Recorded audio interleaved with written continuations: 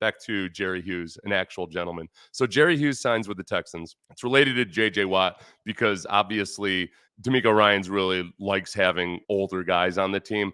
I'm going to show you Will Anderson on the Green Light podcast with Chris Long. This is Will Anderson talking about learning from Jerry Hughes last year during training camp. Yeah, it's been great. Like Jerry probably doesn't, like even though I asked some questions here and there, I literally watch everything Jerry does, from the way he warms up to the way he takes the field. I watch all his reps. I watch when he comes off the field. I watch when he has a break, everything. And he's constant with the thing that like separates him from everybody else.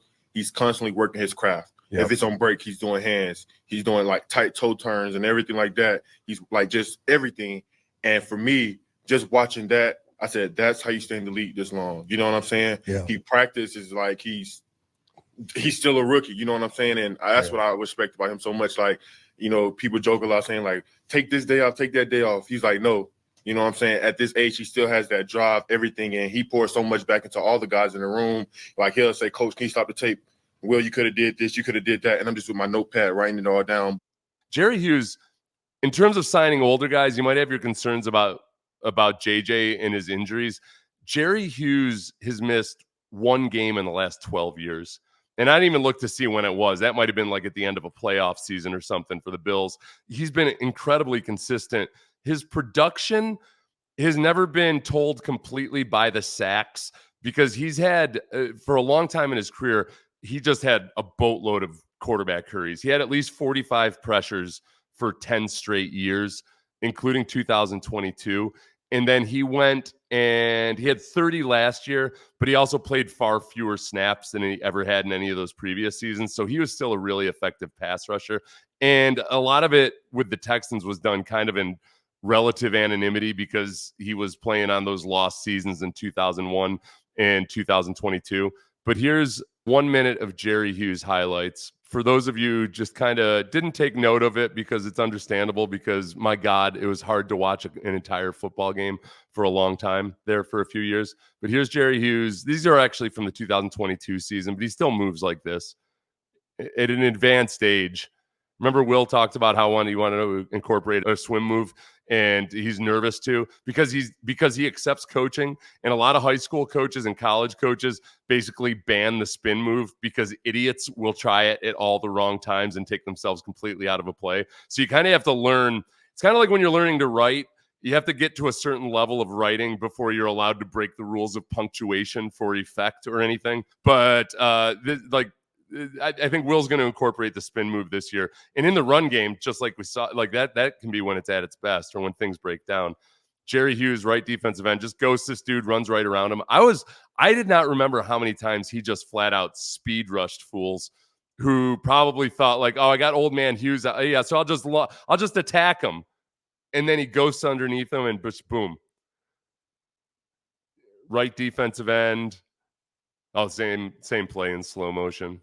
I didn't want to screw you out of just getting as much Jerry Hughes in your life as possible. Man, I mean, half of his highlights from 2 years ago were just speed rushes. This one, he doesn't read it perfectly.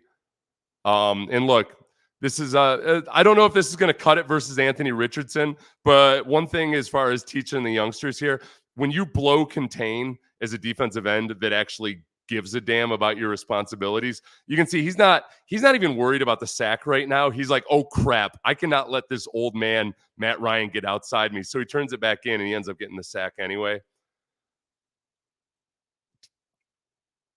Chop, comes back underneath, gets a little JJ SWAT action, intercepts it. I'll be honest that I had to jog my own memory that play ever even occurred.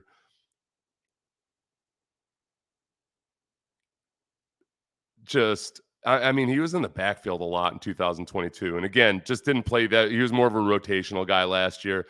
I was surprised. I thought last year, despite having played pretty well, that he had just figured, okay, that's it. I'm going to pack it in. And I'm wondering if he got to that point, kind of like JJ did, where all of a sudden you feel like, oh, wow, I feel pretty good. And what's this now? Oh, and the Texans are actually good now? I can play in my hometown, me and my other hometown buddy, Daniil Hunter, and get after it. Okay, I'm cool with that. Think about our D-line with JJ as a roving monster backer. or just honestly Danielle Hunter or any of those guys. I had not even considered JJ playing on the inside at all until I realized, okay, there's going to be space. Like there's going to be room for those guys to just wreak havoc. And he's also in a scheme here with his old defensive line coach, Matt Burke. Remember, Matt Burke was the one that put together that video that made JJ cry in 2022, crying like good sentimental tears. It wasn't like a forcing him to watch Two Girls, One Cup or something. Will Daniil Autry and JJ all rushing with a 2-touchdown lead sounds terrifying. And like, let's not forget Derek Barnett. Let's not forget Mario Edwards. Let's not forget some of these guys like Marcus Harris or Feldarius Payne, my cousin, like just how good those guys might end up being as rookies when they're allowed to just unleash and get after it. The defensive front, I've been holding back on this because of my concern about the defensive tackle position. I'll worry about that when it comes to the playoffs. Like when you're playing a team in the playoffs that's brutal at running the ball, if you don't have defensive tackles that you feel really, really good about, that can be an issue, obviously. In a regular season, when you've got guys that can just come off like banshees on second and long, third and long, man, you win a lot of football games that way.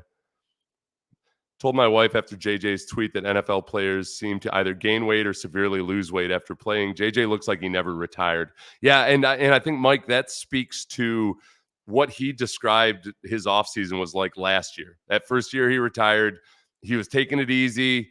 He didn't lose as much weight as it looked like. I think probably because he probably wasn't doing any neck exercises at all, but he just lost a few pounds, but he looked a lot slimmer. He looked a lot more slender last year.